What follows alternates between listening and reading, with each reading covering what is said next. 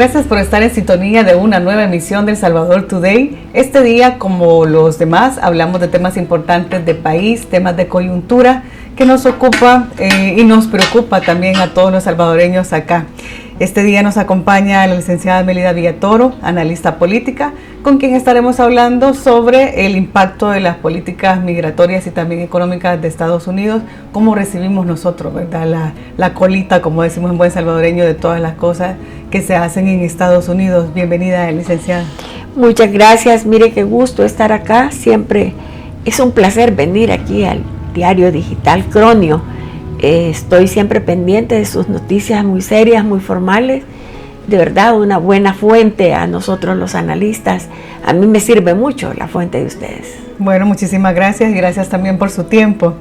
Licenciada, como ya dijimos, vamos a hablar sobre el impacto, ¿verdad?, de las decisiones que se han tomado en Estados Unidos los últimos días y cómo nosotros como salvadoreños recibimos siempre una parte de esto. Siempre la política internacional afecta a los países en general, algunos más que otros, pero en este caso quisiera que empezáramos la entrevista con eso, ¿no?, con su punto de vista, hablando sobre, primero, el tema migratorio en Estados Unidos, que ha sido un tema histórico también para nosotros en el país, que se ha logrado quizá reducir un poco el margen de las personas que salen de El Salvador buscando ese anhelado sueño americano. Creo que también las generaciones han cambiado y se cambia la forma de pensar y la forma de hacer, pero siempre sigue existiendo la migración hacia Estados Unidos. ¿Y cómo ve usted el panorama actual con las decisiones del actual presidente? Bueno, quizás debemos, por cuestiones de histórica, ¿verdad?, debemos volver la vista hacia el pueblo y gobierno de los Estados Unidos. Hemos ido viendo el deterioro de la seguridad en los Estados Unidos.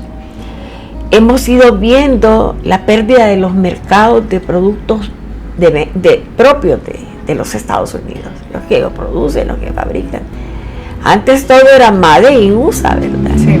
Y poco a poco fuimos viendo en un alto porcentaje los productos chinos invadieron toda la... China ha invadido todo el mundo, todo el mundo. Pero en Estados Unidos es impresionante, ¿verdad? Y esto tiene años de estar así, ¿verdad? Entonces me parece que le llegó el momento al gobierno de los Estados Unidos y al pueblo, que siempre ha estado con nosotros. El pueblo de los Estados Unidos siempre ha sido solidario, aunque el gobierno no, pero el pueblo de los Estados Unidos ha sido solidario con El Salvador, con la gente de El Salvador.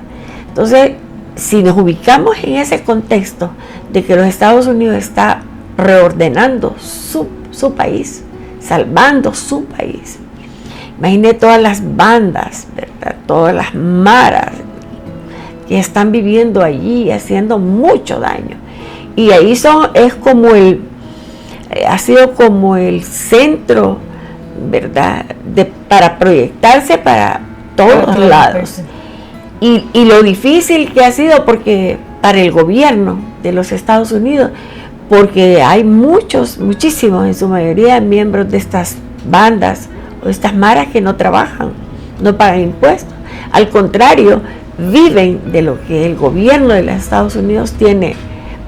Claro, hay un dato también sobre esto, y es que las pandillas o ciertos grupos, digamos, de delincuencia se han formado en Estados Unidos, y es Estados Unidos que los ha expulsado también a otras partes del mundo. Bueno, el tema de nosotros, ¿verdad?, los salvadoreños, pues uno vino, ¿verdad?, expulsado, pero vino a ser destrozos realmente. Vino a encontrar un caldo de cultivo fuerte y se organizaron esas pandillas terroristas, ¿verdad?, tan malas. Trascendieron, de verdad, trascendieron. Entonces, las dos pandillas nacieron en Estados Unidos, ¿verdad?, tanto la de las letras como la de los números. Sí. Y de allí los expulsaron para acá. Pero Estados Unidos se confió, la seguridad se confió, y hoy tiene grupos terroristas fuertes, y además su misma población muchos estadounidenses, jovencitos, masacrando escuelas, iglesias, grandes centros de negocio, ¿verdad? Centros comerciales. Entonces pienso que el presidente Trump ha visto que es tiempo de parar esta situación. Y empieza primero por expulsar a los enemigos del gobierno, ¿verdad? Sí. ¿Quiénes son los enemigos del gobierno? Y de cualquier gobierno, incluyéndonos nosotros. Son los malos, ¿verdad? Los perversos, los que están haciendo fiesta de la delincuencia y del crimen, como dicen las leyes de los Estados Unidos. Entonces viene él y toma la decisión de poner en orden estas situaciones. Ubicadas en ese contexto, es por demás que no suframos las consecuencias nosotros, los salvadoreños, que somos un país en vías de desarrollo, de los países emergentes, sí, ¿verdad? Entonces, que gracias a nuestros hermanos en el exterior y principalmente en los Estados Unidos, hemos tenido como una buena inyección económica a través de las remesas, que ha servido para responder a los presupuestos de la nación, incluso claro, este año. Es fuerte la remesa. Sigue siendo fuerte, sigue siendo un rubro importante, sí, en la economía de nuestro país. Porque le voy a decir, porque los salvadoreños fueron a trabajar, son luchadores y están haciendo su trabajo y creciendo como empresarios, gente buena, en su mayoría. Pero hay un porcentaje que no está bien, son las letras, son los números. Entonces, son los que hay que castigar. Que son los que se volvieron delincuentes. Sí. Porque está bien que se hubieran ido a ver el sueño americano, luchar y todo, pero ya se volvieron delincuentes. Y en el caso, licenciada, de las personas que salieron de acá, de El Salvador, para Estados Unidos, que gente que a veces tiene 20 años, 25 años, me atrevería a decir que más, que entraron a Estados Unidos de una manera ilegal porque no tenían la documentación necesaria para sí, estar ahí, siguen estando en ese estatus en Estados Unidos, no son delincuentes. Sí, pero fíjese que trabajan. Que trabajan. Esa gente no tiene mayores problemas porque no están en ningún listado de persecución. Porque es que hay perfiles, ¿verdad? Igual que aquí se acuerdan los perfiles de los pandilleros. Sí, los buscados. Sí. Nunca nos imaginamos que eran 80,000, los que estaban perfilados, que lo venían haciendo los gobiernos de turno, ¿verdad? Sí. Pero no los capturaban porque en Río Revuelto ganancia de pescadores, ¿verdad? Es como un secreto a voces, todo el mundo sabía dónde estaban, pero no se hacía. Era un plan perverso para tenernos sometidos, para pues buscar como pretexto por qué no crecíamos, por qué no nos desarrollábamos ni como personas humanas. No había desarrollo humano sostenible, no había desarrollo comunitario, no había desarrollo de país, de nada, porque esa era la agenda, no dejar que nos desarrolláramos. Y yo se lo digo, mire, con mucha constancia, con mucha seguridad, porque yo soy una luchadora social de toda mi vida. Yo decía, bueno, ya hicimos esto, hicimos lo otro, hemos implementado estas medidas, nos dieron una ley, por ejemplo, a los maestros, ¿verdad? Pero de nada servía, porque ni la cumplían. Bueno, usted ha estado en todo el proceso político de ese país, ¿no? En todito el proceso, y he participado activamente. Y le digo, no me arrepiento, no me pesa, y sigo, ¿verdad? Con una gran esperanza. Ya me había quitado la esperanza, le voy a decir, porque por la edad, y bueno, y ya para dónde le vamos a dar, y con todas las necesidades, ¿verdad? En las comunidades. Y como me dediqué a trabajar en el último tema, fue el tema mujer, ¿verdad? Sí. Que hicimos leyes, hemos capacitado más a través de la Asociación de Exparlamentarias y Parlamentarias de El Salvador. Hemos capacitado más de 700 mujeres lideresas de todos los partidos políticos, porque Asparlexal es pluripartidista, es muy importante, con mente abierta, y tocamos temas que nos unen. Los que nos desunen no los tocamos. Entonces tenemos una gran autoridad moral y una gran garantía, porque mire todas esas ONG, ¿verdad?, de diputados, que donde estaban involucradas las diputadas, han salido devolviendo lo robado, ¿verdad? Y nosotros no. Nosotros no han tenido ningún problema con eso. Ningún problema. El único problema, tal vez diría yo, por ejemplo en el PS, que fuimos muy pocas las mujeres, porque los hombres no nos dejaban, ¿verdad? Siempre nos jugaban, nos hacían, sí, iba a ir, pero el puesto no ganador, ¿verdad? Entonces mayoritariamente las asociadas de Aspalexal son de Arena y son del Frente. La mayoría. Entonces nosotros queremos ocupar un cargo en la dirigencia de la Junta Directiva, lo tenemos que negociar, pero siempre nos damos. No importa que yo solo sea yo, Milagros Cúnaga, que también es fundadora, pero está delicadita de salud, ¿verdad? Pero ahí anda Milagrito. Voy a hacer un paréntesis con la entrevista y el tema que tenemos. Me gustaría también que nos comentara cómo es o cómo fue el proceso suyo, porque lo que acaba de decir es importante también, que en un momento donde las mujeres no participaban mucho de la política, usted estuvo ahí, pero ¿cómo fue su experiencia y qué le tocó enfrentar? Quiero contarle. Con los resultados que se tienen hasta este día, ¿verdad? Sí, quiero contarle, pues con mucha sinceridad.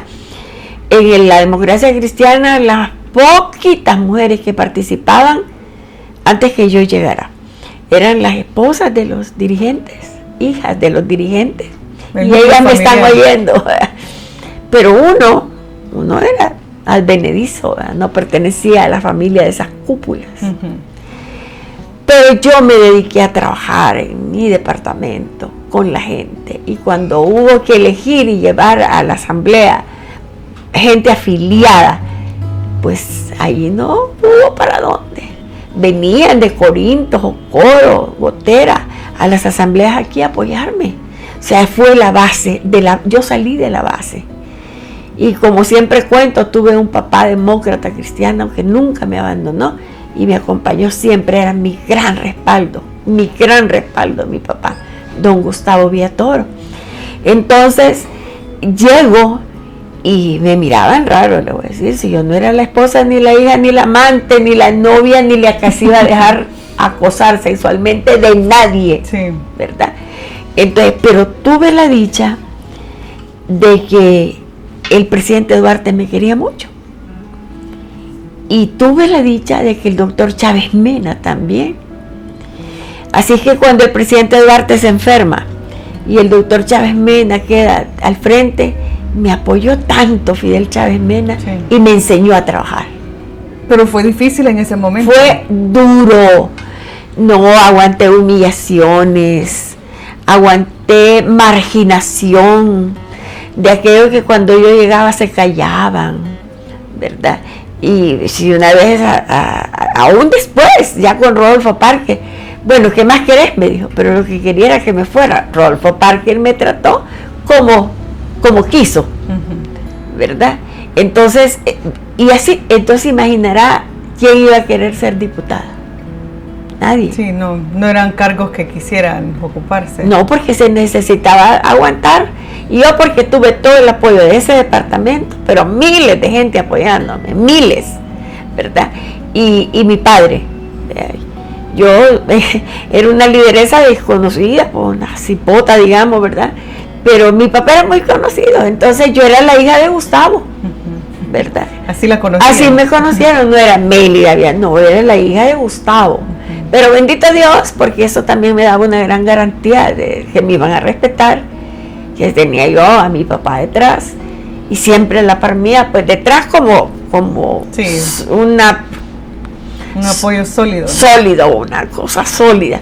Entonces, y económicamente también, nunca le pedía a nadie dinero, mi papá me daba todo, el partido no daba, pero mi papá daba todo, ¿verdad? Entonces, y la familia mía, mis hermanos. Entonces, por eso es que estoy bien solvente, fíjese. Y eso le iba a preguntar también, que qué es lo que le ha motivado o cómo se mantiene desde que empezó en la vida política hasta hoy. Desde 1972. Me mandaron a cuidar urnas a Corinto, Morazán. Me sacó el ejército nos sacó a los del PDC que habíamos llegado, nos apartaron porque las urnas ya estaban llenas, habían sido llenadas toda la noche por la Guardia Nacional. Los muchachos que andaban conmigo fueron cruelmente torturados. Le estaba contando yo a alguien que esos muchachos, no digo los nombres porque no me lo han autorizado, ¿verdad? Pero ahí están, ya son señores como yo. Ellos, la lengua ya no les cabía en la boca de las torturas y los llevaron en camiones reo, unos del ejército que tienen una vara en medio, amarrados como cerdos, como animales de caza, entonces de cazar, ¿ve? Entonces sufrimos mucho, no sé, pero en ese momento ya habían surgido las organizaciones de vanguardia donde la lucha por el poder iba a ser a través de las armas. Sí. Entonces a mí no sobraron oportunidades que me llegaran a tratar de reclutar. El RP, por ejemplo, ahí que era de Morazán, era quizás su zona más importante. Así es que no, yo le tuve miedo al arma, pues me dijo desde ya, pues tenemos que agarrar las armas, tu papá tiene. No, Amadeo Cabrera se llama el maestro que me fue a tratar de reclutar. Y yo, no, a mí con las armas no. Nunca le gustó. No me convenció.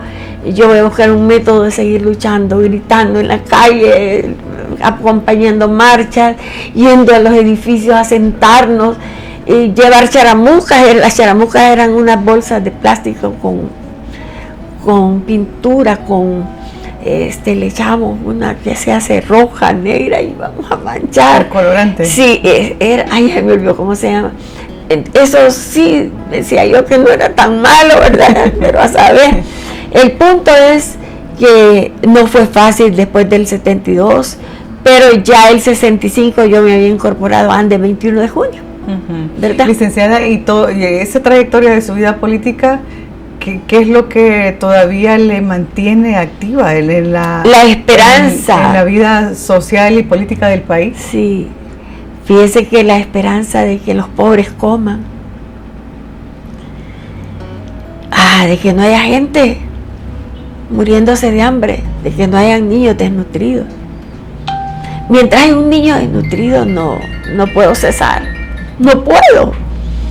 Y como no me quedo quieta, sino que voy a las comunidades y veo. Entonces a mí no me pueden mentir, yo voy a ver. Y por eso se lo pregunto, porque sé que está activa todavía y dentro de su trabajo tiene ese contacto con las personas de las comunidades. Directo. Y la gente sabe con quién hablar. Y no solo de donde vivo o de donde nací, me hablan de muchos lados. Venga a ver cómo estamos. Queremos organizarnos en una DESCO, queremos hacer una cooperativa, venga. Y voy a Santana, a Suchitoto, en fin, donde me llaman. Ya, eso sí les digo, ya no me hagan caminar mucho porque ya no aguanto las rodillas, ¿verdad? Normal, no es nada nuevo. Sé que así es, el deterioro por la edad, ¿verdad?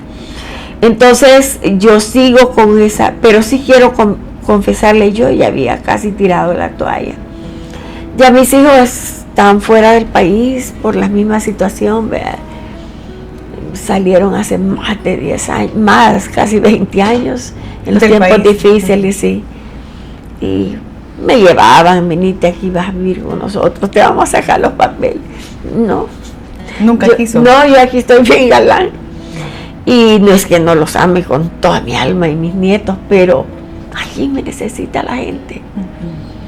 Todavía oír a veces la voz de optimismo y de que sigamos adelante, bueno, pero sí había tirado un poco la toalla, pero empecé a ver resultados del gobierno del presidente Bukele y me nació otra vez la esperanza. Tengo mucha esperanza. De involucrarse de nuevo en el trabajo. No, de seguir luchando, si es que nunca he parado, de seguir luchando y apoyar el proceso de transformación. Porque yo creo que los cambios se están viendo. Hay momentos de transición, ¿verdad? Porque el cambio al milagro económico que estamos soñando, ¿verdad? hay un cambio ya, ese agromercado ya es un cambio, quitarle la mafia que había en la tiendona y no, perdóneme, pero eso era eran 9 personas dueños de todo, tal vez menos, y era público y nadie hacía nada. Hoy con la administración de los mercados, ¿cómo ve usted la situación? ¿Cómo va a aportar esto? Excelente, es una buena decisión. Cuando falla lo local, tiene que volver lo nacional a nacer con fuerza y a reforzar lo local. Igual que Andrés, lo que están recogiendo la basura. Es un buen experimento. Es que en la administración pública no puede ser fija, ¿verdad? Como no puede estar escrita en una piedra las transformaciones, no, las reformas. Nosotros desde el 86 estamos mandándole al PDC, a Duarte, le dijimos al presidente Duarte, que hiciéramos las reformas administrativas, públicas y municipales, porque ya estaban deteriorados los procedimientos. Y eso es lo que toca hoy, porque ahorita toca. Todo el tema de esta descentralización son reformas. Exacto. Y los procedimientos. Y además, pero que tocan directamente a las municipalidades. Sí, porque es que mire, sinceramente y científicamente está demostrado que para sacar un país hay que empezar de abajo, de lo local a lo nacional. Y nosotros nos habían enseñado aquí el sistema que el papagobierno, allá llegaban las migajas o coro. Antes de los impuestos que llegaba era penitas lo del café. Pero apenitas, no creas que eran grandes colaboraciones, ¿verdad? Y en los pueblos lo que se ganaba, no es que se ganaba, en los pueblos los pagos por los servicios eran bien bajos.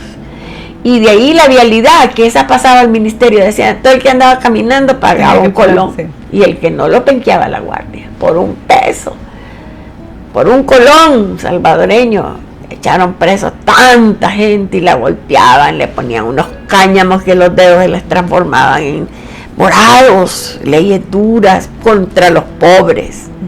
Y los otros evadiendo todos los impuestos, viendo cómo pasaban galán sin pagar impuestos.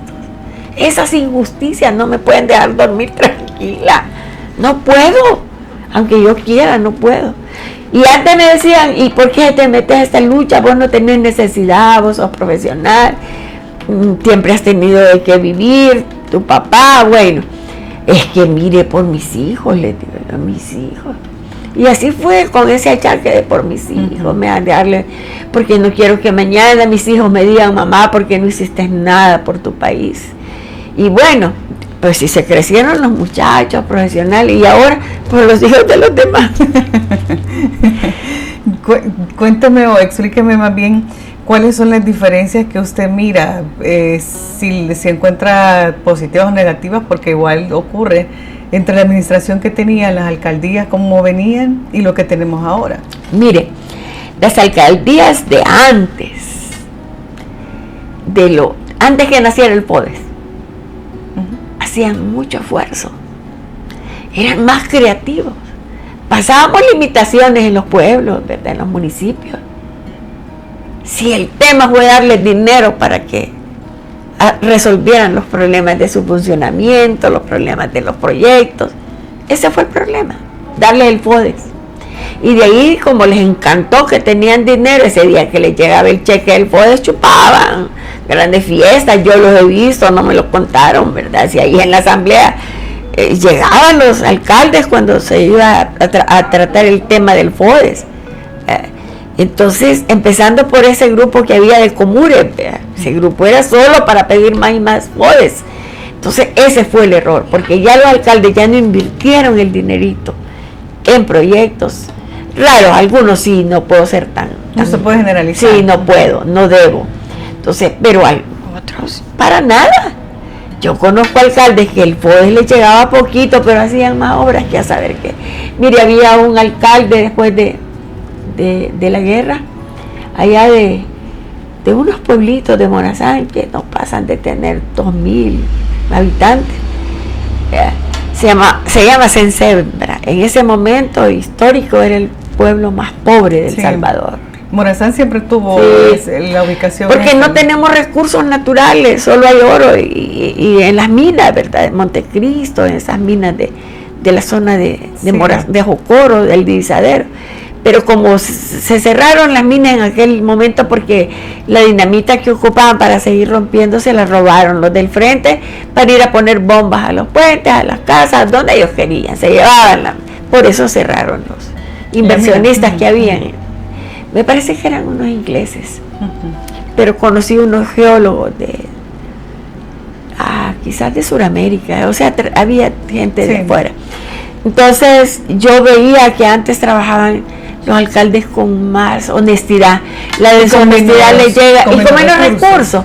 La deshonestidad de la inmensa mayoría de alcaldes fue ya con el dinero que les mandaba a través del FODES. ¿Usted cree entonces que si hay un avance o la diferencia que se ha marcado ha sido para positivo con lo que se ha hecho ahora? Sí, mire, yo por lógica yo digo, si las cosas andan tan desordenadas, esa administración, pues con tanta corrupción, porque sí que había corrupción, hoy me tengo que dar cuenta, a ver, aunque mire, pues han brotado, ¿verdad? Entonces, fíjate que sí, porque yo conocí alcaldes de mi pueblo que humildes, gente sencilla, pero que quería al pueblo y resolvía. Yo pienso que sí, pero quizás mi interés superior y que aconsejo yo al gobierno central es que les desarrollemos la mística. ¿La mística de trabajo? Sí, de trabajo. El día que desarrollemos en todos los ámbitos, yo digo, en todos los ámbitos, hasta los maestros. Para empezar por ahí, por los maestros. No digamos el alcalde, los concejales, no que nomás salían de alcalde, ya aparecían con todos los vicios del mundo y ya con carro y la casita ya de otro modo. Entonces hubo mucha. Entonces esa corrupción abandonaron los pueblos, abandonaron el desarrollo comunitario. Fíjense que yo tuve la dicha de trabajar en el gobierno del presidente Duarte en el tema del desarrollo municipal. Porque la democracia cristiana, principalmente el doctor Chávez, el doctor Morales fue el creador del código municipal. Antes no había códigos. No existía. No había ley. Ajá. Es hasta el 80, mediados del 80. Entonces ya con un código y más, el doctor lo volvió autónoma para que nadie se metiera y los alcaldes fueran de verdad autoridad, que no llegaran, en aquellos tiempos llegaban los del PCN, ¿verdad? Y los subían a camiones a votar, ¿verdad? Y el alcalde, como era un líder, ¿verdad? Normalmente han sido... Eso ha sido como una característica bien importante con las municipalidades, que los alcaldes, a diferencia quizá de los diputados y de todos los organismos del Estado, las alcaldías siempre la gente vota porque los conocen, porque es ahí. Son del pueblo. Es lo más cercano. Son del pueblo. Ahí votan por la persona. Y primero Dios así sigan, ¿verdad? No importa el partido, si al final el partido. Si es la persona la que resuelve. Sí. El partido no resuelve, abandona. Estos partidos que están quedando afuera, Arena y el FMLN abandonaron a sus alcaldes, ya no les ayudaron en nada. Y el FMLN peor, porque así como dicen Jocoro, peor, allá nosotros nos mataron muchos alcaldes solo porque estaban desarrollando un buen trabajo. Los asesinaron y no se prestaban y el ejército también nos mató, sí, ¿verdad? Porque ese alcalde de Corinto lo mató el comandante. Hubo cosas oscuras, digamos, sí, de ambos bandos. Porque todos se protegían sus propios intereses y como al final el Frente de Arena era lo mismo, y eso me consta ahí en la asamblea. Si los enemigos éramos nosotros, apártense, nos decían los del Frente, no solo con Arena. A la democracia cristiana nos decían que no. A mí me gritaban, apartate, déjanos solo con Arena. Nosotros ahí, el centro va. Insistiendo. Y en esas diferencias que usted nota entre lo que hubo, porque tiene la experiencia y eso pesa mucho, pues, de funcionamiento de alcaldías desde antes del FODES, durante el FODES y la nueva... Hoy sin FODES. Bueno, tienen FODES, un poquito, ¿verdad? Todavía, sí. ¿Cómo ve usted el papel de las alcaldías? Andan mal, mire pues. Y yo me perdonen, pero hay unos 3, 4 alcaldes que están desarrollando una mística de trabajo. Sí, yo puedo hablar de la Libertad Centro. Bueno, es lo que ha hecho. Como la gente lo que le gusta es ver que el alcalde llegue y se siente a soñar. No, él ha hecho un equipo de trabajo. Y usted no ocupa verlo. Ya acá la gente sabe y tienen orden de resolver. O sea, ha delegado responsabilidad y autoridad. Que eso es importante. Está la técnica. Eso es en administración municipal, delegarle la responsabilidad. Vos haces esto y tenés la autoridad, tenés el mando para hacerlo, para tomar las medidas necesarias, ¿verdad? Fíjese qué interesante. Así veo yo la Libertad Centro. Sí. Y estoy pendiente de lo que hace ese alcalde, porque es un hombre joven, un hombre muy joven, y es de ciudadarse, pero en Opico se ven los resultados. Mire, este quinto viernes, ahí hay feria el quinto viernes de la cuaresma. Es feria, en Opico es lindo. Viera, qué bonito estuvo. Hay que ir a ver entonces. Sí, lástima que ya pasó, ¿verdad? Sí. Pero para el próximo año, primeramente, viera qué lindo.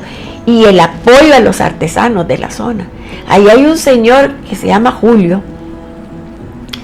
Él tiene allá en un cantón bien arriba, tiene una cosecha de tecomate, fíjese. Pero de todo tamaño, hasta unos chiquitillos así. Pero hace maravillas, capiruchos. De todo. Adornos. No, una creatividad. Y otro, café, tilapia, bueno, eso están respaldados. Y no les está dando nada más que el puesto, que no paguen, ¿verdad? Y ellos llevan su mesita. Hoy él les pero para los microempresarios, con solo participar en una feria y que no tengan una cuota que deben cancelar, ya es ganancia, es un impulso. Eso es lo que está haciendo él ahí, impulsándolos, ¿verdad? Entonces, y de allí, mire, consiguió para la misma época que llegara una organización de Suecia, parece, que ve los ojitos de la gente y le regalan los lentes.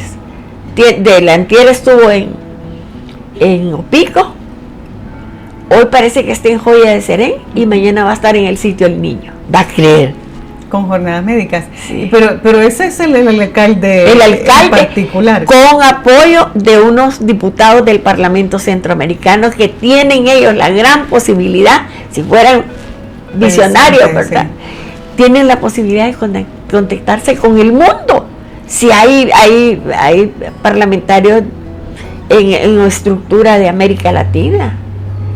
¿Pero qué pasa con el resto de los alcaldes? Pues sí, no tienen visión. No son creativos, les hace falta desarrollar la creatividad, ¿verdad? Le pregunto porque, pues sí, ¿verdad? Venimos de un FODES, sin FODES, con FODES, poquito FODES, y es como la mayor queja también de las alcaldías, la falta de recursos, no hay la posibilidad para poder administrar su municipio. Bueno, ahora con la reestructuración que se les toca más población. Les toca más población, exacto. Entonces, sí, pero fíjense que hay alcaldes que han cometido el error en su municipio principal tiene dinero, porque hay que cobrar los impuestos. Y, por ejemplo, Pico tiene un montón de empresas manufactureras. La mayor producción de manufactura viene de ese lado, el 80% viene de ese lado. Es bien fuerte, es claro. Fuerte. Y hay empresas grandes. Grandes, sí. Entonces, pero vaya, por ejemplo, la alcaldesa de Antiguo Cuscatlán no le puede poner la misma tasa a ningún otro pueblo. A la misma tasa de Antiguo Cuscatlán, ahí vive otro nivel de personas, ¿verdad? Sí, pero en ese sentido se compensan. Esa es la gracia de la alcaldesa, ¿verdad? No puede poner la misma, pero va a fortalecer, este distrito va a fortalecer al municipio en general, porque ya el conjunto de distritos ya forman el municipio, ¿verdad? Sí, claro. Y esa sería como a su criterio, o sea, ¿qué deberían hacer los demás alcaldes? Copiar eso. ¿Por qué no miran? Mire, últimamente, hace 20 años quizás, usted aprende viendo actos exitosos, situaciones exitosas. Usted tiene que aprender a ver lo exitoso para copiarlo. Tal vez no. Mire lo que está haciendo el mundo entero con el tema aquí de la seguridad, copiando lo que el presidente Bukele creó aquí en El Salvador para salvarnos del terrorismo criminal. Y de las pandillas. Pues sí, que se generan las pandillas. Claro. Porque como así está clasificado que es terrorismo, porque lo clasificó aquí, sí. Se cambió. Sí. En el caso de las alcaldías, hay un fenómeno también que me resulta bien interesante, y a raíz del análisis suyo también nos podría ayudar y comentar. Si los alcaldes tienen la posibilidad, como lo tiene Antiguo, como lo tiene la experiencia que menciona el alcalde de la Libertad Centro, que es Opico y es Ciudad Arce. Ajá.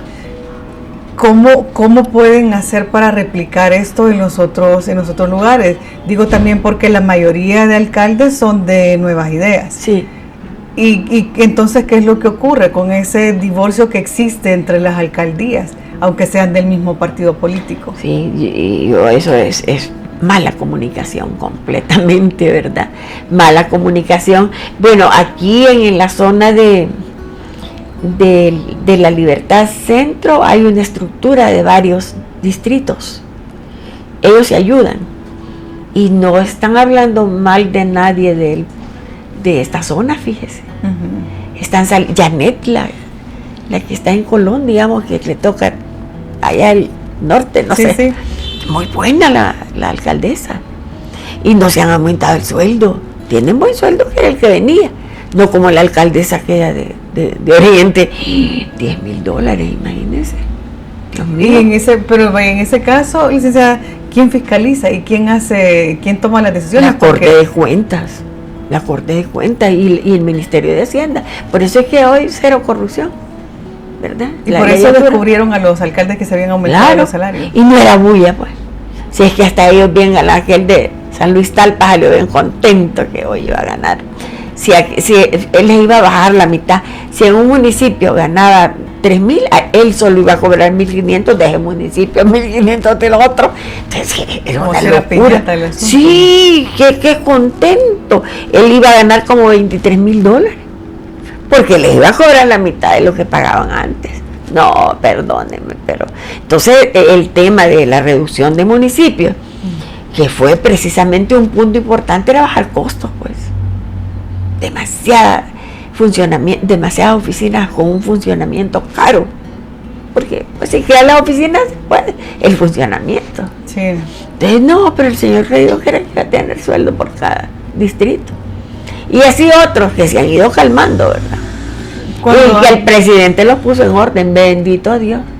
Cuando vieron las decisiones del presidente, creo que todos bajaron la guardia en ese sentido. Tuvieron que, es que si no iba a proceder. El presidente no estaba mintiendo ni está amenazando, solo, como me dijo un abogado a mí, eso solo es amenaza. No, le dije yo, este hombre no anda amenazando, este hombre cuando habla activa, ¿verdad? Cuando habla activa, ¿verdad? Y está bueno. Yo por lo menos mi formación en la administración pública municipal, así es, hay que activar, porque si no usted queda igual. Cuando estamos criando a los hijos, te voy a pegar, si haces eso te voy a pegar, no, y no les hacemos nada. Siguen de malcriados. Haciendo lo que les da mi mamá. ¿Verdad? Mi mamá solo amenaza. No, la administración es muy linda, la administración municipal es linda, y se le resuelve los problemas a la gente inmediata, es donde está más cercanita. Es lo más cercano. Sí. Y miren, los policías, pues qué bonitos, están organizados. Fíjese que están en cuadrantes, ¿verdad? Un cuadrante, tantos habitantes. Y como ellos hacen 2 turnos, ¿verdad? Tantos policías para desde tal día, no sé exactamente. 24 horas. O 5 días o 4 días, ¿verdad? Pero como que les alarga para poder avanzar. Entonces, por ejemplo, yo pertenezco al cuadrante, ya sé bien yo, de Villasuchi. Uh-huh. Ahí hay una estación, ya no son puestos, son estaciones de policía. El cuadrante de nosotros lo tienen pintadito. ¿Cuántos abogados viven ahí? ¿Cuántos jueces? ¿Algún diputado? ¿Alguna profesora jubilada? Y voy yo, ¿verdad? Entonces, tienen el cuadrante. y si le marcan, y como hoy tienen teléfonos súper modernos, ¿verdad? Solo uno les habla y ya saben de dónde les estamos llamando. Sí. Mire qué interesante. Ese cuadrante, yo pertenezco al cuadrante de Villasuchi. Qué importante saber yo a qué cuadrante, ¿verdad? Estoy, porque yo inmediatamente una novedad, yo hablo a la policía. Sí, por cualquier situación que ocurra. El otro día me dio un motociclista en el carro. Yo llamé a mí al jefe del cuadrante mío, ligerito estaba. ¿Vea? Y la policía de tránsito tuvo la culpa a mi motorista, le pusieron la multa y hay que pagar el daño. Pero así es, como corresponde, de que llegaron para... No, usted haga.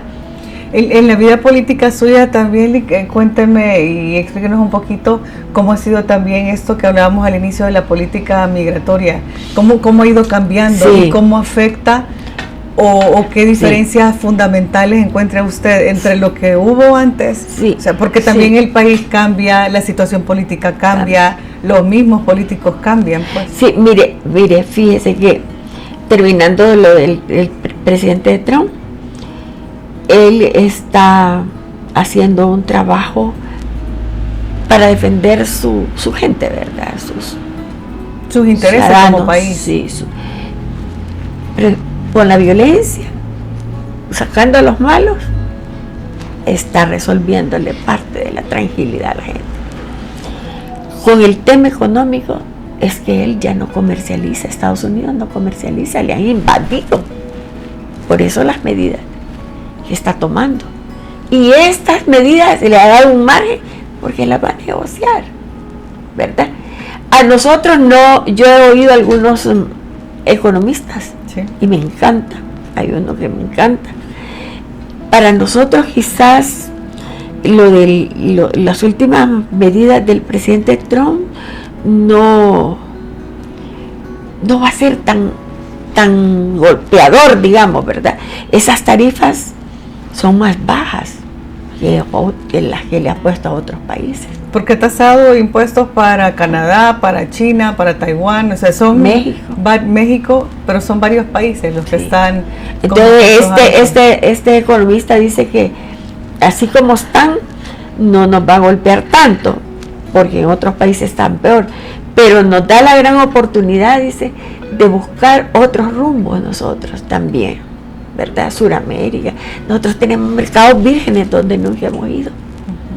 ¿Qué fue lo que hizo Singapur? ¿Qué fue lo que hizo Malasia y Nueva Zelanda? Bueno, y Singapur ahora es un país ejemplo en el desarrollo económico. Y no tenían nada, solo zancudos y charcos y vicios y maldad. Y Malasia igual. Y dependían de Inglaterra, ¿verdad? Sí. No eran países independientes. Además, imagínense, esclavos casi. Entonces, hoy vaya a ver. Entonces, yo pienso que ese Singapur sentó precedente. Es que ellos allá por el 95 tenían solo dos opciones, o vivir o morir, y decidieron vivir. Los Estados Unidos se habían atenido que como son el primer imperio del mundo, la primera potencia, y esa no se puede decir que no. Entonces ahorita va a poner orden este señor. Y pero por eso no nos afecta. No, al contrario, porque usted me está preguntando el tema migración, y gracias a Dios nosotros tenemos cartas para defendernos. Hemos bajado la migración. Les hemos capturado toda la droga que ha querido pasar para Estados Unidos. Toda. Si ese muro del Pacífico no deja pasar nada, esa puerta tridencial, ¿verdad? No dejan pasar nada. Entonces tenemos cartas, que son las que va a llevar el presidente el 14, ¿cuándo va? Para poder negociar. Nosotros estamos haciendo esto y esto para que va bien para tu país. Nosotros tenemos unos tepecianos que no les quitaron el TPS. A diferencia de otros países. A diferencia de Centroamérica incluso, ¿no? Claro. Nuestra gente está más o menos bien. El tema son los que ya tenían antecedentes. Fíjate, por ejemplo, este muchacho que trajeron, que tanta bulla se ha hecho, ¿verdad? Sí, reciente. Se llama, me olvidó. Este muchacho se fue cuando él tenía 16 años, parece que hoy tiene 22. Él pidió asilo, ¿verdad? Pidió asilo. Él estaba en trámite, ¿verdad?, de asilo, pero el asilo lo quitaron. Con todas las modificaciones que hicieron en la política. Termina el asilo. Sí. Entonces él se queda sin ningún estatus. Por eso está preso allá en Estados Unidos. Nosotros no lo hemos capturado, ni lo hemos traído para acá. Es en Estados Unidos, porque él estaba en un proceso y habían algunos delitos señalados por el gobierno de los Estados Unidos. Nosotros nada que ver, ese es punto de los Estados Unidos.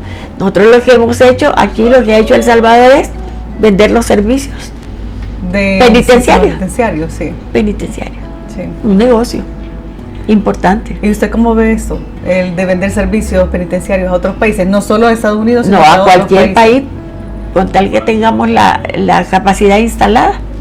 ¿Y para qué queríamos? Si nosotros no hemos ocupado todo el secot, hay un ala, 2 alas.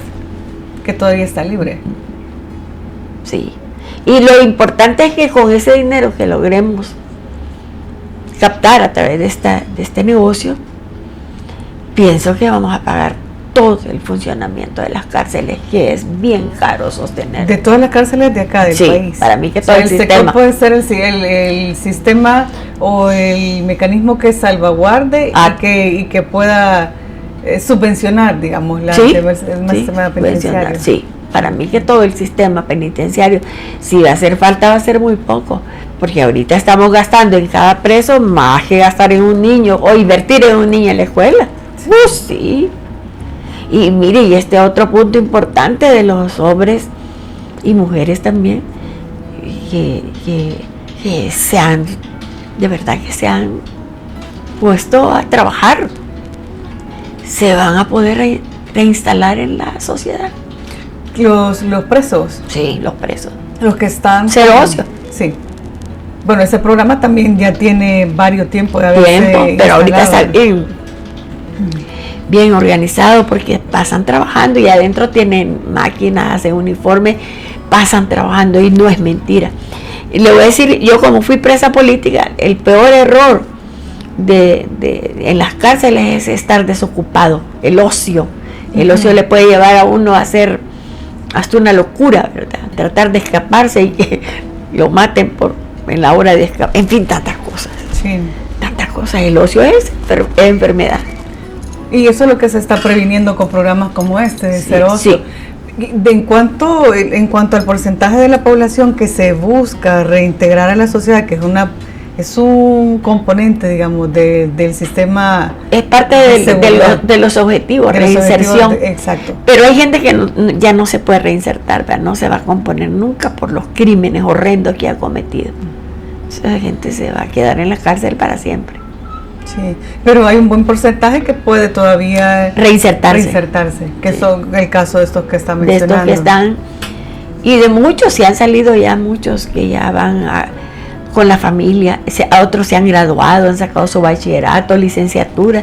En fin, me parece interesante, ¿verdad?, el trabajo que se está haciendo en la penitenciaría. Realmente, el delincuente de que nació ya así o que se arruinó en la vida, ¿verdad?, como el directo, ¿se acuerda? Sí. Era imposible. ¿Cómo lo iba a reinsertar a la sociedad? Era muy difícil. Pero sí, y ese porcentaje, a criterio suyo, debe ser aumentado para la población que todavía se puede rescatar. Es que este es un modelo, ¿verdad?, para llamar la atención y seguirlo. Es un modelo. Sí. Fíjense que yo cuando estuve en la cárcel hicimos unos estudios, porque el subdirector de centros penales era muy bueno, el doctor Arturo Saldívar. Él llevó la propuesta de que tuviéramos gallineros. Y viera qué bonito fue, porque todas aprendimos a administrar aquellos gallineros. Y matábamos los pollitos, los gallinas, los pollos, y los alimentábamos y todo el proceso. Y le vendíamos pollo a Mariona. Para la misma alimentación. Para la alimentación de nosotros. Eso servía. Tenía un presupuesto para arroz y frijoles, y la tortilla. Pero ya con esas ganancias de las mujeres en la criadera del pollo, mejorábamos de vez en cuando carne, sí, huevos, mismos pollos, pero los comprábamos para no desajustar. Mira qué bonito, yo tuve esa experiencia con las, no presas políticas, sino con las comunes. Las presas políticas estaban dedicadas solo a vivir pensando que cuando salieran de ahí, a qué frente de guerra se iban a incorporar. No se les salió de la cabeza. Yo les decía, aprendamos a cortar pelos, no, nadie, todo guerra. Se bien fregadas, pero no todas, ¿verdad? Eran más las que eran comanches, ¿verdad? Que eran comandantes, perdón, que eran comandantas, que eran mujeres de guerrilleros que estaban afuera luchando. Entonces, no, pero las que no nos dedicamos a eso. Y llegaba una señora evangélica y nos enseñó a hacer pan. Yo puedo hacer pan. Vamos a tener que probarlo un día de esto. Sí, no vamos a hacer un pastel. Lo que me cuesta ya es el adorno, porque ya eso es más fino. Sí. Pero la torta pastelera me queda riquísima. Perfecto. A saber cuándo la voy a hacer. Vamos a poner una fecha. ¿Qué piensa usted de la inauguración del Surf City 2? Ay, loquita de contenta yo. Sí, es Oriente. Oriente estuvo abandonado por toda la vida. Mire, hasta ya es bien común oír decir que de Lempa para allá es otro mundo, y es que es cierto, abandonados, con menos recursos naturales, con menos oportunidades de trabajo. Por eso nuestra gente mayormente se fueron para Estados Unidos, porque allá en Oriente está allá en la Unión claro. San Miguel. Morazán siempre ha sido con el menor población, ¿verdad? Pero sí hay mucha gente, pero no como la Unión, ¿verdad? Pero es que mire, esos muchachos solo tenían dos alternativas. No, es que eran dos. O te hacías guerrillero o soldado. No había opciones. No había opción. Llegaban los soldados a reclutarlo. Y llegaban los guerrilleros a reclutarlo. Muchachos, mañana te mando a saber cómo se fueron. Pero son los que han levantado esos pueblos. Sí, porque de hecho hay asociaciones incluso de salvadoreños en Estados Unidos y en Oriente están bien fuertes, sí, que han invertido. No, hombre, mire ese pueblo donde lugares. Sí, esos pueblos ahí como Chirilagua y otros. Ya no hay calles, hay street. Sí. Como en Tipucá. Ahí en Tipucá fue el ejemplo, ¿verdad? Pero mire, ahí donde el Cujo, ¿verdad? Donde está el... No tienen idea. Entonces eso del sur va a ser un éxito y un gran desarrollo para la gente, porque esa gente estaba muriendo de hambre, extrema pobreza, si solo tenían que ir al mar a pescar. Y ahora la situación puede cambiar para ellos. Puede cambiar porque va a haber estamos esperando la inversión de turismo. Habría que ver cómo funciona, ¿no? A partir de ya con las vacaciones que están próximas. Eso va a ser interesante. Muy bien, eso va a ser interesante. Entonces ya las casitas, algunas ya, hay algunos hoteles, faltan todavía hoteles, pero algunos ya tienen venta en sus casitas, ¿verdad? Y las están llegando a asesorar, ¿verdad? En el sentido de que hagan comidita de casa, aseada, con las normas higiénicas. Y entonces, ¿quién no va a comerse un arroz negrito con una sopa de frijoles, de los frijoles de nosotros? Que son tan ricos, frijoles de Oriente, son de seda. Entonces, le digo, les estamos abriendo otro mundo a la gente. Entonces, ese es el proceso de transformar. Y como si se transforma usted, transforma a sus hijos, transforma a su familia, transforma el barrio, transforma el municipio o el distrito. Y cambia todo el espacio, ¿no? Y esa es una doctrina. Es una doctrina que el hombre es perfectible, dice la iglesia. Dice la Biblia. Sí, nada es estático también. Nada es estático, ni el agua. Sí. Y todo está ligado a todo. Fíjese, son principios que a uno le enseñaron los abuelos, mi papá sobre todo. Pero eso, imagínese, si usted es capaz de transformarse, ¿verdad? Totalmente. Hay una cosa también que me gustaría tener su punto de vista, y es, ¿qué piensa usted de la oposición, que es una también de los señalamientos que han surgido en los últimos días, que el gobierno en turno prefiere construir cárceles y no escuelas, porque usted es maestra y también las escuelas son un tema que hay que abordarlo. Sí, no, la educación es fundamental, ¿verdad? La educación es la columna vertebral de un pueblo, de un país, de un estado. Pero aquí habían cosas más prioritarias, ¿verdad? Como la seguridad. ¿De qué servía que tuviéramos escuelas de 3 pisos con tablet, con laptop, con todo, y no podían llegar los niños porque estaban los marihuaneros y los pandilleros esperándolos para que se incorporaran a su grupo o para que les ayudaran a vender la marihuana o la droga? ¿De qué servía? Si a los papás ya ni mandar a la escuela querían a los niños. Hubo mucha deserción escolar. Sí, fíjate que me dijo una vez un señor aquí en el cantón Las Delicias de Opico.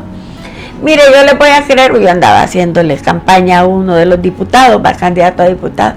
No, yo no les creo, me dijo. Les voy a creer cuando mis hijos puedan ir a la escuela sin que yo los vaya a dejar, me dijo. Mire, un señor, tiene razón, le dije yo. Hasta entonces creámosle, mientras no podemos creer. Yo andaba apoyando a Ricardo Rivas, un diputado que es de Tacachico, porque es de pueblo. Y es un hombre que tiene tilapias, es un agropecuario, ¿verdad? Sí, se dedica a la agronomía. Él es eso, y tiene muchos trabajadores y los trata bien. Entonces a mí me gustó, muchacho joven. Y entonces eso me gustó mucho y yo apoyé. No, me dijo, pero yo no les creo. Mientras yo no mande yo no vaya a dejar a mis hijos, no les creo. ¿No tenía caso entonces invertir en escuelas antes de no? Sí, no servía de nada, y además estaban matando a los maestros, extorsionándolos también. Los maestros han sufrido en esta temporada, se han salido vivos muchos porque Dios es grande, y otros que se contaminaron, ¿verdad? Sí. Se contaminaron muchos. Sí, se contaminaron, porque es que lo que pasa es que la red era esa, yo no soy, pero colaboro. Y mucha gente está presa porque colaboró y porque no tenía otra alternativa. Sí, no, allí en mi comunidad había un señor que era panadero, pero los aparatos eran de la 13, de las letras. Entonces, no, pues, y todos los que andaban vendiendo el pan eran colaboradores, también. Muchachos de están presos, unos murieron. El señor se fue a huir. Y el panorama que vende hoy para toda la mejora de los centros escolares, todos los ajustes que se están haciendo también en el tema de educación, ¿cómo lo ve usted? Urge la reforma educativa, ¿verdad? Urge una reforma ubicándonos en los signos de los tiempos, ¿verdad? Ya han mejorado muchos aspectos de la educación, yo lo puedo sentir, ¿verdad? Pero urge una verdadera reforma educativa y más atención a la salud de los maestros a través del Instituto de Bienestar. Y también necesitamos que sigamos atendiendo a los niños de manera integral. Y tener siempre las escuelas de padres, porque los papás a veces somos muy indiferentes. Sí, y eso se quitó, ¿verdad? Hace un tiempo, o sea... Pues sí, porque nadie quería reunirse. ¿Y cómo? Si el papá apenas alcanzaba a ir a dejar los hijos. Los horarios también de trabajo de los papás, todo hay que hacer una reforma. Que todo eso tiene que... Sí. Son cosas sencillas. Todo está ligado. Fíjese que el niño entra a las 7 al kinder, digamos, y el papá entra a las 8 a trabajar. Y en lo que va a dejar los niños y todo. Entonces, como que hay que ir arreglando este punto. Y pensar en todos esos aspectos. Es integral todo el funcionamiento, porque los papás de la inmensa mayoría, la mayor población estudiantil, son capa media, pues que no tienen para pagar quien los lleve y los trae. Ellos van a dejar de traer esas nanas, ahí van. Claro.